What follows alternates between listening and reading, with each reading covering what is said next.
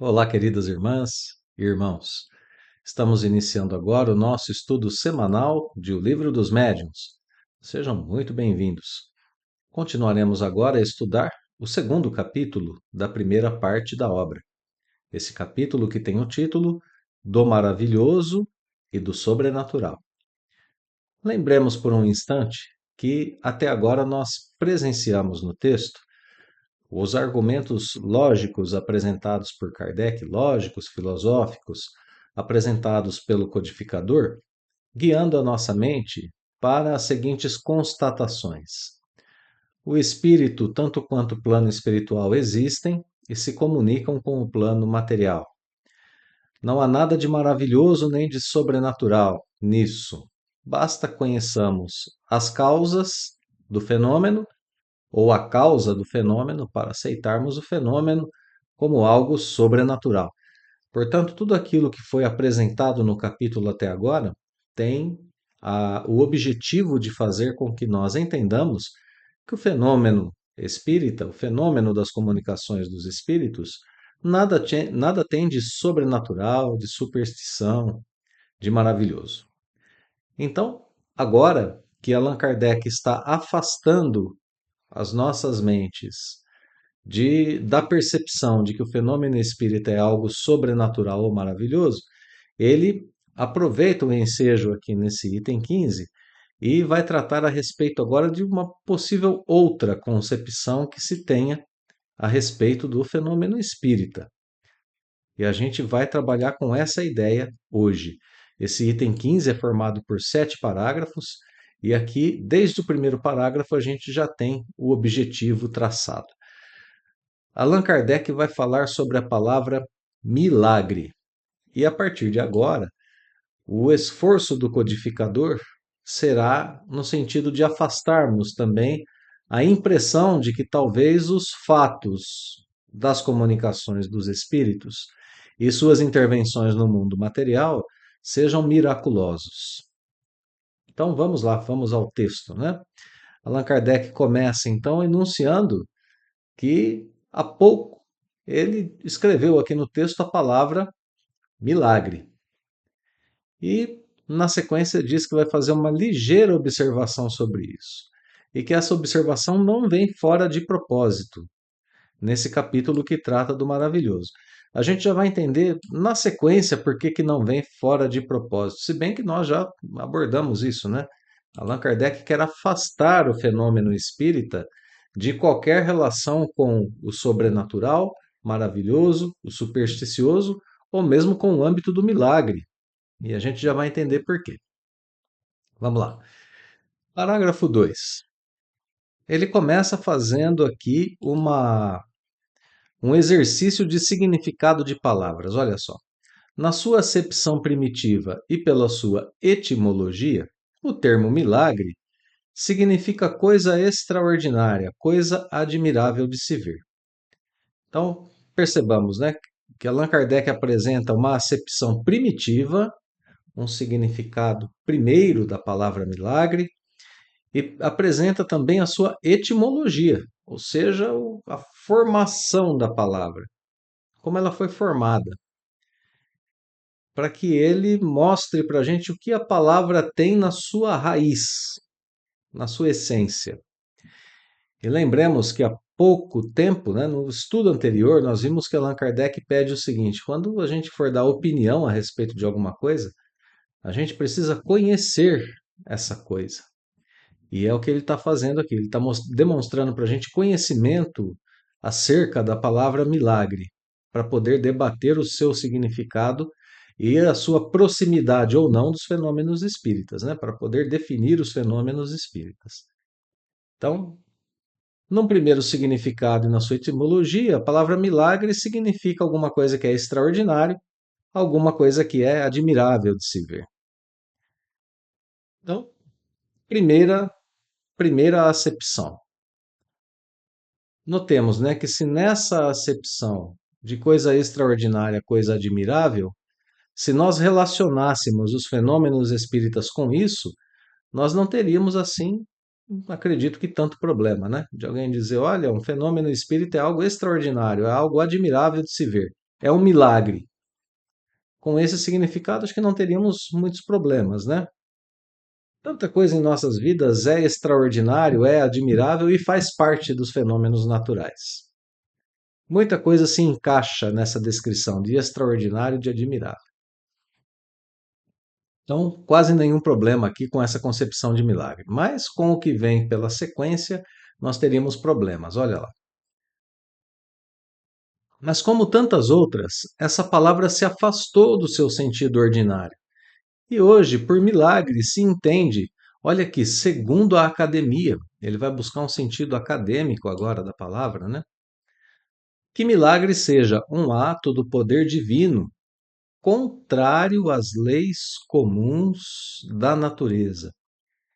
E é justamente isso que Kardec quer evitar, que os fenômenos espíritas sejam um ato contrário às leis comuns da natureza. Todo o esforço dele até esse momento no capítulo foi para desvincular o fenômeno espírita desse tipo de definição, desse tipo de entendimento. Segue o texto mais um pouquinho ainda.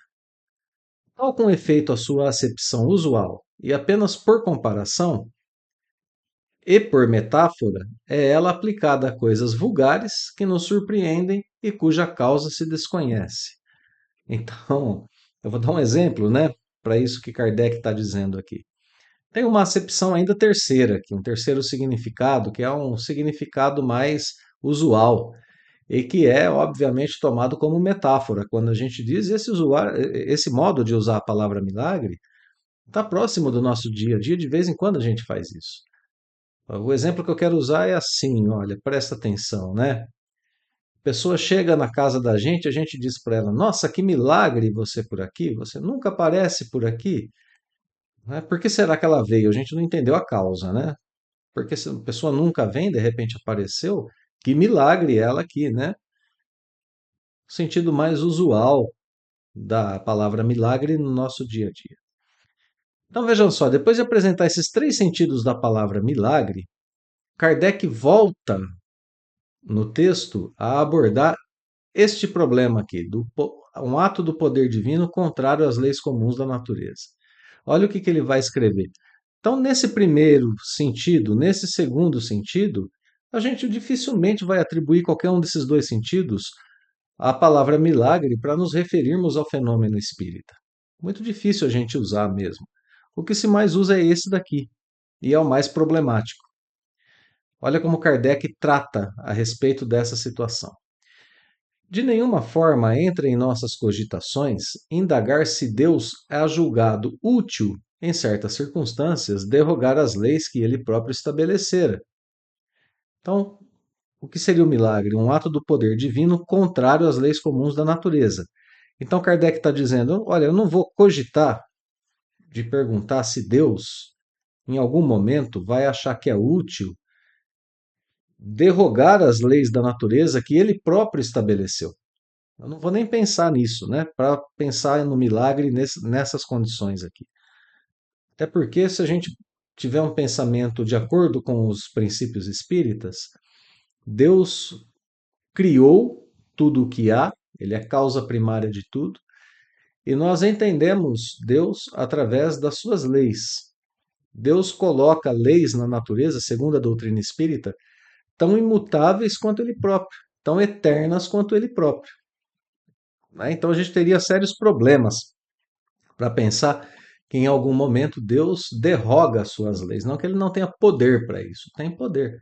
Mas sendo ele todo poder, todo justiça, toda bondade, toda perfeição, ele não erra na elaboração de suas leis. Então, por que ele iria derrogá-las? Né? Vejam, é um problema, né? Estamos aqui discutindo um problema filosófico a respeito de Deus. E Kardec já se adianta dizendo: olha, eu não vou nem cogitar isso. Não vamos nem cogitar essa possibilidade. Porque o nosso fim, o nosso objetivo é unicamente demonstrar que os fenômenos espíritas, por mais extraordinários que sejam, de maneira alguma derrogam essas leis. Então, olha Kardec usando a palavra extraordinário aqui, ó, da primeira acepção da palavra milagre. Não há problema de pensar, olha que extraordinário, tanta coisa extraordinária acontece, né, na vida da gente. Então, Kardec usa a palavra. O texto dele é muito bonito porque, ao escrever de modo fluido, ele mostra que esse uso da palavra não é problemático. Nem mesmo se usássemos em algum momento como metáfora, mas usar no sentido mais comum, nesse sentido acadêmico, né? De sentido já modificado da acepção primitiva e da etimologia da palavra, nesse sentido aqui é problemático. É nisso que a gente não quer cair, né? Demonstrar que os fenômenos espíritas, por mais extraordinários que sejam, de maneira alguma derrogam as leis da natureza. Né? Então, que nenhum caráter tem de miraculosos, do mesmo modo que não são maravilhosos ou sobrenaturais. Então, aqui é o objetivo, né, do texto.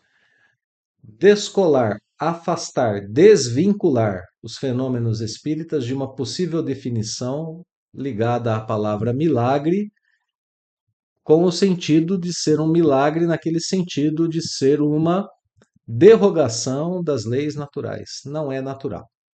É isso que Kardec não quer. Bom, então ele segue o texto agora dizendo o seguinte: o milagre não se explica.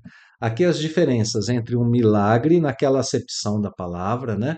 Derrogação das leis da natureza, e os fenômenos espíritas. Então, diferença entre os dois. O milagre não se explica, claro que não. Ele é uma derrogação da lei da natureza. A gente vai explicá-lo como? Mas só tem essa causa, só tem essa explicação. É uma derrogação da lei da natureza. Como é que você vai conhecer aquilo? Não existe conhecimento sobre aquilo, né? Então, milagre não se explica. Os fenômenos espíritas se explicam racionalissimamente.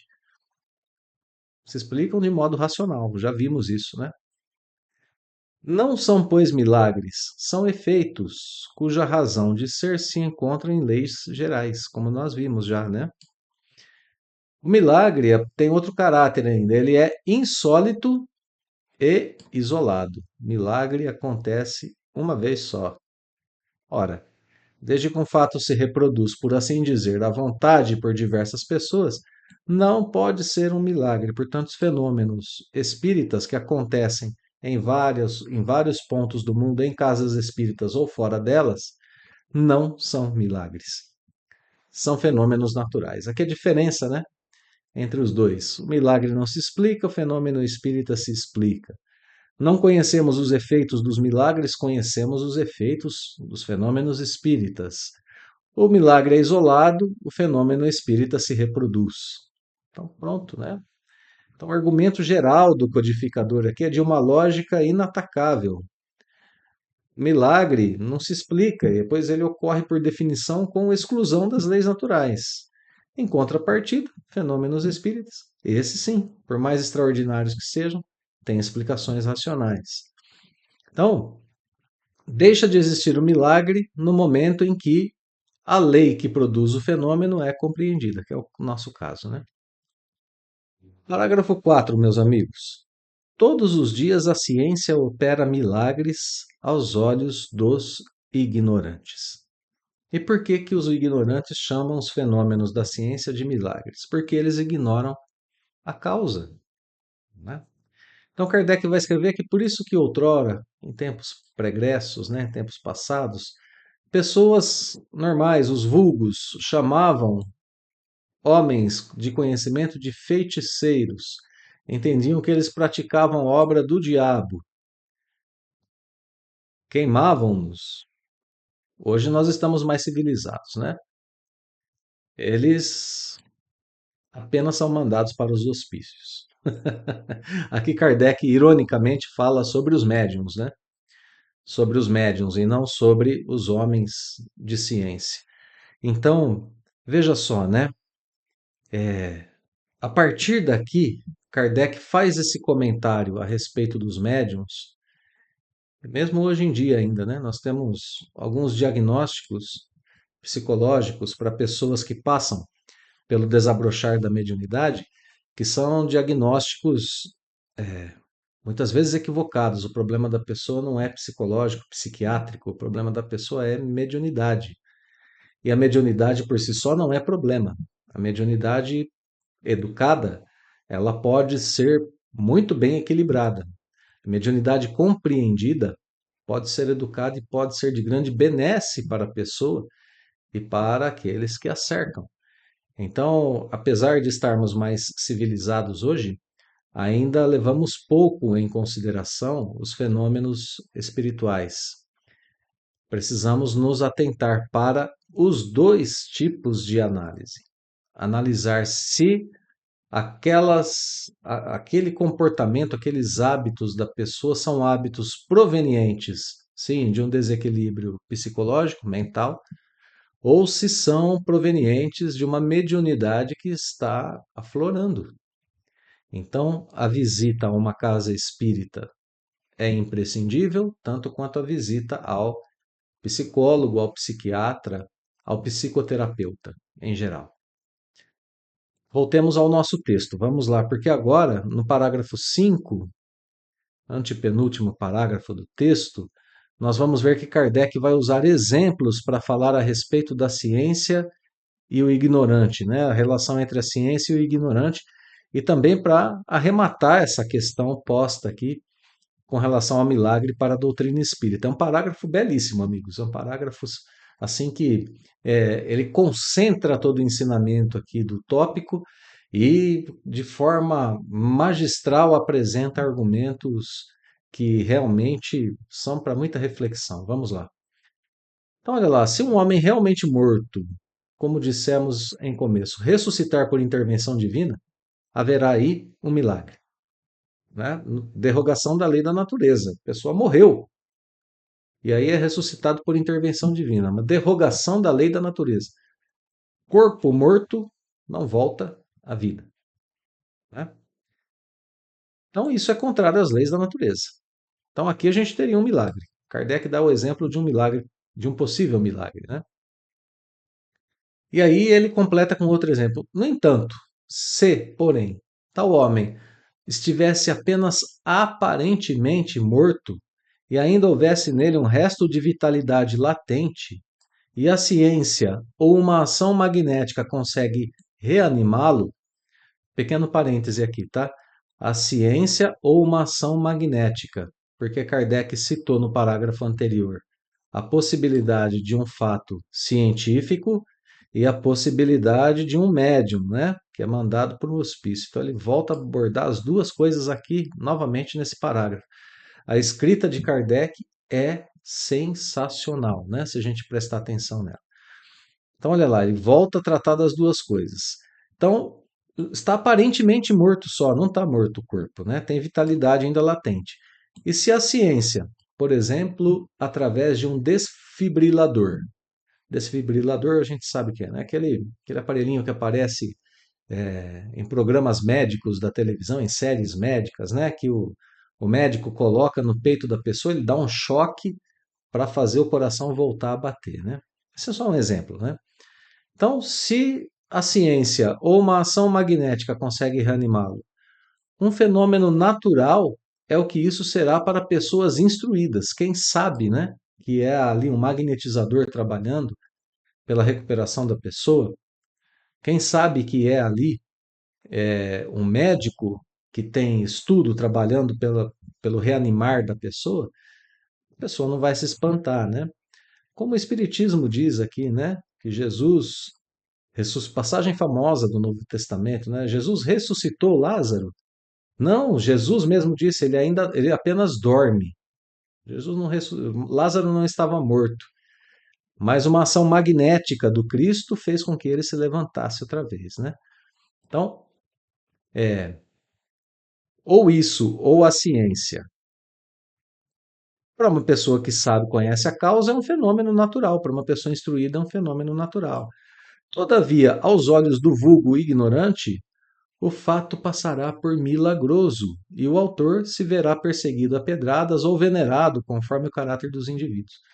Então, quem produziu aquilo ou será tomado como um farsante, como um feiticeiro, como a gente viu ali atrás, ou será endeusado, né?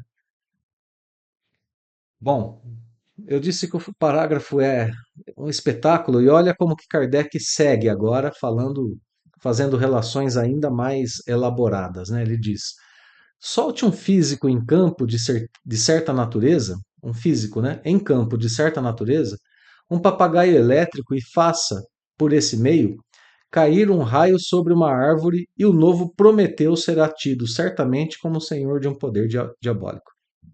O que ele quis dizer com esse parágrafo? Se a gente tem uma pessoa que entende de física, ela energiza, né, magnetiza ali um papagaio, deixa esse papagaio ao vento, amarrado em uma árvore, ela sabe que aquela energia que está no papagaio vai atrair um raio. Ela sabe disso. Ela tem conhecimento para isso. E o efeito é visto por pessoas que não sabem disso. Então está aí o novo Prometeu. Né? Lembrando aqui que Prometeu é aquele personagem, né? Antigo personagem de mitologias que roubou o fogo dos deuses para dar aos homens. Bom, caiu o raio sobre a árvore porque o físico sabia como fazê-lo e ele é chamado de Prometeu. Ele é chamado de um ser mítico, ele é chamado de alguém que está em outro tipo de mundo, né? Dono de um poder diabólico. Continua o texto. E seja dito de passagem, Prometeu nos parece muito singularmente ter sido um precursor de Franklin, Benjamin Franklin, né, que cientista que deu ao ser humano o controle da eletricidade.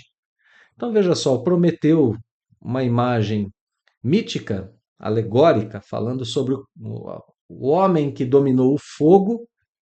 Então, por isso, Prometeu parece um precursor, claro, de Franklin, porque Prometeu nada mais é do que um mito que tem por detrás de si a ilustração do conhecimento humano para o domínio do fogo. Enquanto que Franklin foi uma pessoa que deu de presente para a raça humana o domínio, o desenvolvimento do conhecimento sobre a eletricidade. Então Kardec sai do mito, chega ao fato e depois ele vai para a Bíblia, para o Antigo Testamento, comparando as três coisas. Dentro do mito há algo de há algo que a gente pode considerar precursor de conhecimento científico, no caso do Prometeu aqui pelo menos, né? Tem pelo menos algo ali que pode se considerar o início de um conhecimento científico no que diz respeito ao domínio do fogo, claro, né? Não na existência mesmo de Prometeu. Porque o homem faz isso, ele domina os fenômenos naturais, ele conhece, domina e controla os fenômenos naturais. E na sequência, Kardec vai falar sobre o milagre, olha aqui. Mas Josué, detendo o movimento do Sol ou antes da Terra, esse teria operado o verdadeiro milagre, porque, gente, meus amigos, não haverá magnetizador algum dotado de tão grande poder para realizar tal prodígio. Então, é um parágrafo denso, né, com muita informação, e essa última comparação entre três instâncias, né, o mito, a ciência e o milagre. A gente percebe que o conhecimento de fenômenos naturais para nós está muito fortemente ligado à ciência. Bom, meus amigos, e para a gente terminar sim, claro, né? E que os fenômenos espíritas têm essa relação, esse poder forte, né, de serem explicados. Então também se relacionam muito mais facilmente com uma ciência do que com um mito ou do que com o milagre. Dois últimos parágrafos para a gente terminar. Vamos lá. De todos os fenômenos espíritas, o mais extraordinário é o da escrita direta. E dirá Allan Kardec que mesmo esse não segue que ele seja miraculoso do que qualquer outro fenômeno, devido a agentes invisíveis. A gente tem fenômenos do ar, por exemplo. Doenças que se transmitem através do ar são agentes invisíveis. Tanto as bactérias, os vírus, quanto o próprio ar, agentes invisíveis. E aí depois Kardec vai falar sobre o plano material, né? Porque aqui dentro de agentes invisíveis cabem coisas do plano material também. E agora Kardec vai falar então do plano espiritual. Esses seres ocultos que povoam os espaços são uma das potências da natureza. Os espíritos são potências da natureza, com ação incessante. Ação incessante sobre o mundo material e sobre o mundo moral. Então, perfeitamente passíveis de explicação. E para a gente terminar, vamos com o último parágrafo aqui de Allan Kardec nesse item 15. Esclarecendo-nos com relação a essa potência, o Espiritismo nos dá a explicação de uma imensidade de coisas inexplicadas e inexplicáveis por qualquer outro meio. Só o Espiritismo explica os fenômenos dos espíritos, né? E que a falta de toda explicação passaram por prodígios nos tempos antigos, ou por prodígios, ou por milagres, ou por eventos que são chamados aqui, como a gente pode ver no capítulo, de maravilhosos, de sobrenaturais, né? Então, nada disso diante das explicações do Espiritismo. Do mesmo modo que o magnetismo, o Espiritismo, nos revela uma lei que, se não era conhecida, pelo menos era mal, que se não era desconhecida, perdão, era mal compreendida, e que o Espiritismo vem deixar clara aos nossos olhos, né? Ou mais acertadamente, uma lei que se desconhecia, embora se lhe conhecesse os efeitos. Todo mundo, visto que os efeitos se produziram em todos os tempos, né? Era isso que eu queria marcar. Então, toda a humanidade viu efeitos do plano espiritual para cá durante o tempo todo, mas não conhecia as leis que regiam esses efeitos das comunicações dos espíritos. Conhecida ela, desaparece o maravilhoso, desaparecem os fenômenos, desaparece o maravilhoso, desaparece o sobrenatural, desaparece o miraculoso e os fenômenos entram na ordem das coisas naturais. Eis porque, fazendo que uma mesa se mova ou que os mortos escrevam, os espíritas não operam maior milagre do que opera o médico que restitui à vida um moribundo, ou o físico que faz cair um raio, retomando, né, os exemplos anteriores. Aquele que pretendesse, por meio dessa ciência, realizar milagres, seria ou ignorante dessa ciência, ou embusteiro, ou uma pessoa que tem realmente a intenção de enganar. Então, meus amigos, é muito importante lembrarmos que a ciência é o sol que ilumina a vida humana. Toda vez que a ciência se coloca sobre um certo fenômeno, ela afasta as sombras do medo, as sombras da ansiedade, ela afasta as sombras daquilo que o ser humano desconhece e teme. A doutrina espírita em nossas vidas tem o mesmo papel em relação ao conhecimento das coisas espirituais. A doutrina espírita é o sol que dissipa as sombras, o nevoeiro da superstição, do miraculoso, do sobrenatural, no que diz respeito aos fenômenos espíritas. Então, que saibamos admirar as obras de Deus, admirar as obras do Criador, sem esperar, né, que Deus desminta, derrogue suas leis.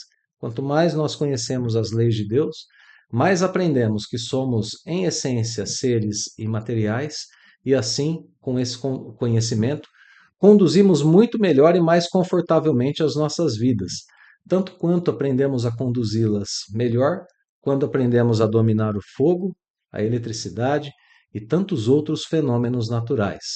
Então, que o espírito vivendo no mundo material seja de conhecimento de todos nós, que o espírito vivendo no plano espiritual e se comunicando conosco seja para nós um fenômeno natural, e que assim, percebendo tudo isso de forma natural e dentro das leis de Deus, nós possamos reorientar as nossas existências para olhar para a vida do plano ou do ponto de vista do espírito imortal. Muito obrigado, meus amigos, pela companhia em mais esse estudo. Eu vou deixando por aqui o meu fraterno abraço, o convite para a gente continuar estudando junto o Livro dos Médiuns e os meus votos de muita paz a todos.